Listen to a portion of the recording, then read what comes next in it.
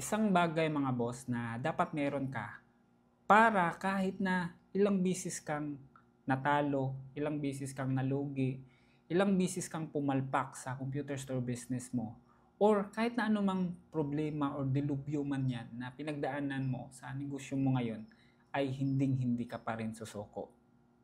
So kung isa kang computer store owner ngayon or isa kang computer technician, tapos nahihirapan ka na ngayon, ang dami mong problema, ang daming struggles sa negosyo natin, at hindi mo na alam kung paano mo ito malampasan. Kung isa ka sa mga tao na yan o isa ka sa mga negosyante na yan na parang wala ka ng dahilan para magpatuloy sa negosyo mo ngayon, tapusin niyo po yung video na to dahil sure ako, kapag natapos mo to mga boss, sure ako na hindi ka na mauubusan ng rason. Bakit mo ipagpatuloy yung negosyo mo ngayon? Na kahit na sobrang hirap man yan, basta magpapatuloy ka at hindi ka susuko. Sa mga hindi pa pala nakakakilala sa akin mga boss, ako nga pala si Rudy Silvido. Isa po akong computer store owner for about 6 years. Ayan. So sa pagninegosyo din mga boss, mayroon na akong more than 10 years na experience. At ngayon mga boss, isi-share ko po sa inyo yung experience ko po sa computer store business at kung paano mo rin ito ma-apply sa negosyo mo ngayon. So, ma-share ko lang sa inyo mga boss, no, na siguro, even sa mga kakilala ko ngayon, siguro yung nakikita nila is sobrang okay kami, okay yung business namin, parang smooth lang, smooth sailing yung negosyo namin. Pero in reality mga boss, hindi talaga. Walang ganong negosyo. Kung walang problema yung negosyo mo, meaning to say, sobrang passive ng negosyo mo. Ito mga boss ito yung mga pinagdadaanan namin na lahat ng mga negosyante, baka pareho tayo ng pinagdadaanan. So sa amin mga boss, sa Blue Arm Computers, ang dami kong palpak, ang dami kong failures. Di talaga natin maiiwasan mga boss na meron tayong mga bad hire. And then, because of that, affected yung negosyo natin. Kapag hindi yan nag-perform, yung na-hire natin, malaking kawalan yan sa negosyo natin. Pangalawa mga boss, meron tayong mga tinatry na mga products and services no na it's not working. Okay? So sa amin meron akong na-try na nag-stocking kami ng monitor and then umabot yung time na ang tagal pala naming naubos yon at na-determine namin na mali yung desisyon namin na yon. So para sa akin, malaking loss yon sa business namin, pero ang kagandahan is meron tayong natutunan. So another one mga boss, meron tayong mga desisyon sa negosyo natin na sobrang mali and later na natin siya na nakita, no. Isa diyan mga boss no is meron kaming in-import sa China and then it takes siguro mga 3 months bago dumating sa Pilipinas. At dahil doon mga boss is stagnant yung cash flow namin. So lugi kami doon sa cash flow. Maling decision talaga namin yon and ganun talaga, meron talagang ganong lugi sa negosyo namin. Another one mga boss, meron kaming mga ginagawa sa marketing na sobrang palpak, gumastos kami ng malaki and then at the end of the day, walang return. At another one mga boss, yung page namin na Blue Arm Computers is na nasuspended talaga ni Mita. And isa yun sa pinakamalaking kawalan sa negosyo namin. Buti na lang, na-survive naman namin yung business.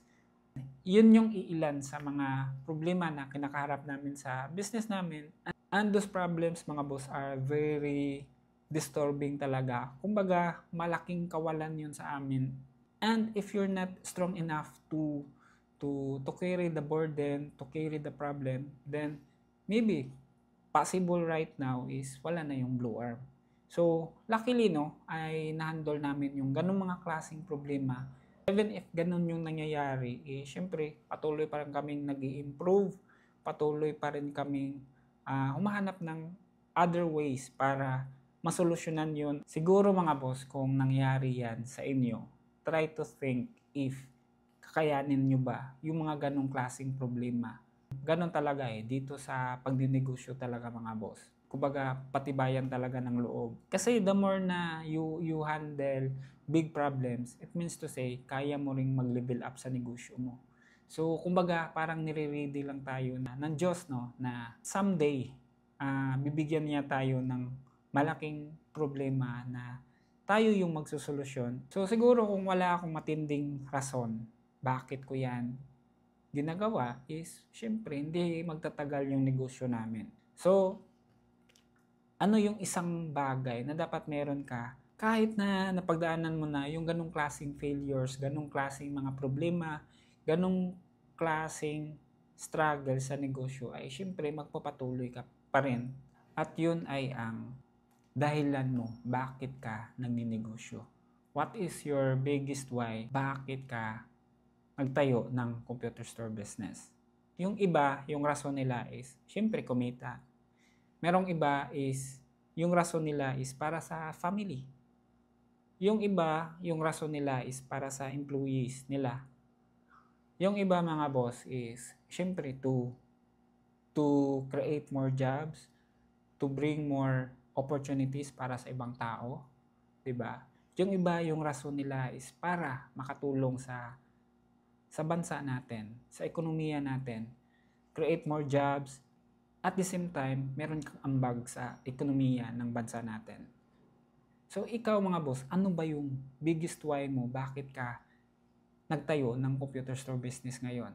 Kailangan mo yung malaman mga boss para pag dumating yung oras na nasa alanganin ka na, pag dumating yung oras na nasa punto ka na ng pagninegosyo mo na parang susuko ka na, all you have to do mga boss is to go back why you started this business. Baka isa sa rason mo is, syempre, mapagtapos mo yung mga kapatid mo. Or baka isa sa rason mo is, gusto mong makatulong sa pamilya mo na mabago mo yung henerasyon nyo. Isa ka sa magiging dahilan para ma-improve mo yung buhay nila. So, kailangan mo yung hanapin mga boss kung ano yung greatest why mo, bakit ka nagninegosyo ngayon. So, ayun lang mga boss, no? Punto ko lang talaga. Alam ko na tayong lahat as computer store owner, meron tayong dahilan bakit tayo nagsimula ng computer store business. Alam ko meron kanyan. Yan yung assignment nyo mga boss na kailangan nyo mahanap kung ano yung greatest why nyo, bakit kayo nag-umpisa ng computer store business. So kapag mahanap mo na yan, alam ko na hindi ka na mauubusan ng rason talaga. Hindi ka na magpapadala sa lahat ng problema na kakaharapin mo. Kahit na anong problema man yan, basic na lang yan sa'yo. Dahil meron kang matinding rason. So sinashare ko po ito sa inyo ngayon mga boss dahil naniniwala po ako mga boss na entrepreneurship talaga ang pag-asa ng ating bayan. Kaya wag na wag kang susuko. Kung ano man yung pinagdaanan mo ngayon sa computer store business mo, pagpag mo lang yan, itulog mo lang yan, ipahinga mo yan, alam ko na meron ka talagang solusyon dyan. Kasi ang kalaban natin dito mga boss is, if yung isang computer store owner ay na-burn out na or nadaig siya sa mga problema na kinakaharap niya, dumating yung punto talaga na susuko talaga yan. Ayoko yung mangyari sa'yo mga boss na susuko ka dahil sa problema na ganyan. Alam ko na kaya mo yung masurpass, kaya mo yung masolusyonan. So, ayun lang, hanapin mo yung biggest why mo, bakit ka ang dinegosyo ngayon. Hanapin mo yun at yun yung magiging guide mo para masolusyonan mo yung mga problema mo ngayon. So, ayun lang mga boss, no? Sana meron kang natutunan in today's video. At invite ko pala kayo mga boss, no? Meron tayong grupo. So, lahat po nandun ay mga computer store owners or mga computer technician na gustong magtayo din ng computer store business. Ilalagay ko na lang po yung link sa baba and then antayin ko po kayo sa loob. So, ayun lang mga boss, no? And always remember mga boss to always work smarter, not just harder. Takets mga boss! Bye-bye!